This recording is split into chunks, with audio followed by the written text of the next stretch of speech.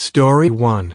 I had always been fascinated by the occult, so when I heard that a renowned expert on demonic possession and exorcism was coming to town, I knew I had to attend his lecture. I arrived early at the auditorium, eager to hear what he had to say. As the lecture began, the speaker introduced himself as a former servant of hell. He explained that he had been possessed by a powerful demon in his youth, and had spent years learning how to control and channel its powers. The audience was skeptical at first, but as the speaker began to describe the horrors he had witnessed, a sense of unease settled over the room. The speaker's voice grew dark and menacing as he spoke of the demon's insatiable hunger for human souls.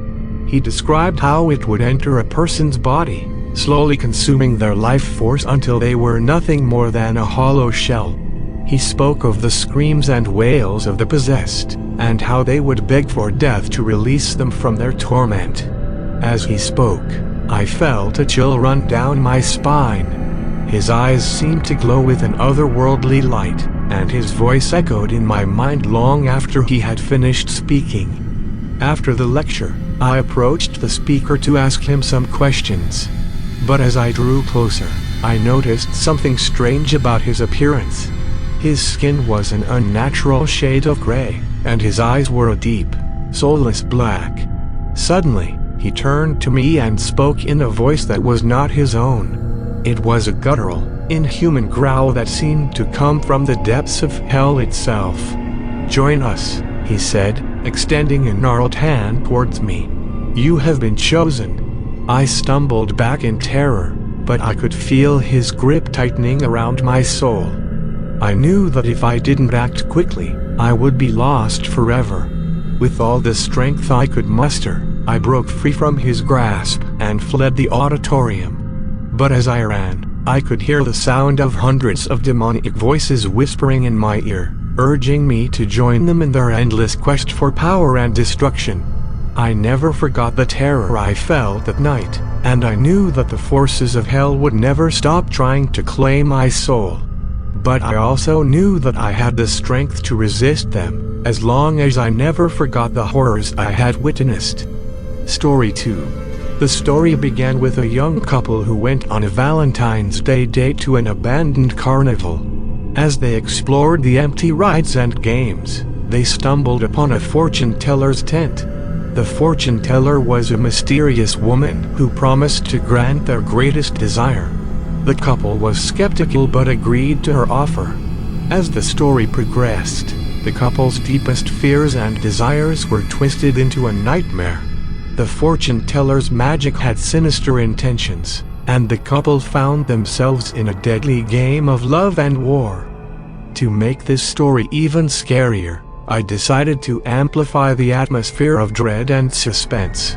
I described the carnival as an abandoned wasteland of rusted metal and broken dreams. The air was thick with the scent of decay, and every creak of the old rides seemed to echo with sinister laughter. When the couple met the fortune teller, I added more detail to her appearance. She had long, gnarled fingers and a face shrouded in shadow. Her voice was a low, menacing growl that made the couple's skin crawl. As the fortune teller granted the couple's wishes, I emphasized the dark consequences of their desires. Their love turned into an obsession that consumed them, and their war became a battle for survival. In the climax of the story, I added a terrifying twist. The fortune teller revealed herself to be a demon who had been feeding off the couple's fear and desire all along. The carnival around them erupted into chaos as the demon revealed her true form, a monstrous creature with eyes that burned like fire. The couple was trapped, caught in a deadly game they couldn't win. With every turn, the demon taunted them with the consequences of their wishes, driving them closer to madness and death. In the end, the couple realized too late that they had made a deal with the devil. They were consumed by their own desires, doomed to an eternity of suffering in the carnival of horrors. The story ended with a warning to readers that sometimes, the things we desire most can lead us down a path of darkness and despair. And in the shadows, the demons are waiting, ready to prey on our fears and weaknesses. Story 3. The story began with a group of archaeologists who uncovered a hidden tomb deep in the Amazon rainforest. Inside, they found strange carvings on the walls and an eerie feeling that they were being watched. Despite their unease, they continued to explore the tomb, uncovering secrets that were better left buried. As they delved deeper into the tomb, the archaeologists discovered a stone sarcophagus. Inside, they found a mummified body with strange symbols etched into its skin. When they touched the symbols, they unwittingly awakened a primeval horror that had been dormant for centuries. As the story progressed, the primeval horror began to hunt the archaeologists one by one, picking them off with ruthless efficiency. The creature was unlike anything they had ever seen, a monstrous amalgamation of flesh and bone that seemed to shift and change with every passing moment. To make this story even scarier, I decided to amplify the sense of isolation and dread. The rainforest was described as a place of untold horrors, with strange creatures lurking in the shadows and the constant drone of insects serving as a reminder of their vulnerability. As the archaeologists struggled to survive, I added more detail to the creature's appearance. Its eyes glowed with a malevolent intelligence, and its movements were swift and graceful. Every encounter with the creature was a battle for survival, and the archaeologists quickly realized that they were dealing with something far beyond their understanding. In the climax of the story, the surviving archaeologist realized that the creature was not just a mindless monster, but a sentient being with its own agenda. It had been awakened for a reason, and the archaeologists were merely pawns in a game that they couldn't hope to understand. In the end, the archaeologist was forced to make a terrible sacrifice to defeat the primeval horror. The rainforest was silent once more, but the memory of the creature haunted him for the rest of his life. The story ended with a warning to readers that there are some things that should remain buried and forgotten. And in the depths of the rainforest, the primeval horror still waits for its next victim. Story 4. The story of the witch's tree begins with a young girl named Lily, who moved to a small town with her family. She soon becomes fascinated by the local legend of a witch's tree, a gnarled old oak tree deep in the woods that is said to have been used for dark rituals and sacrifices.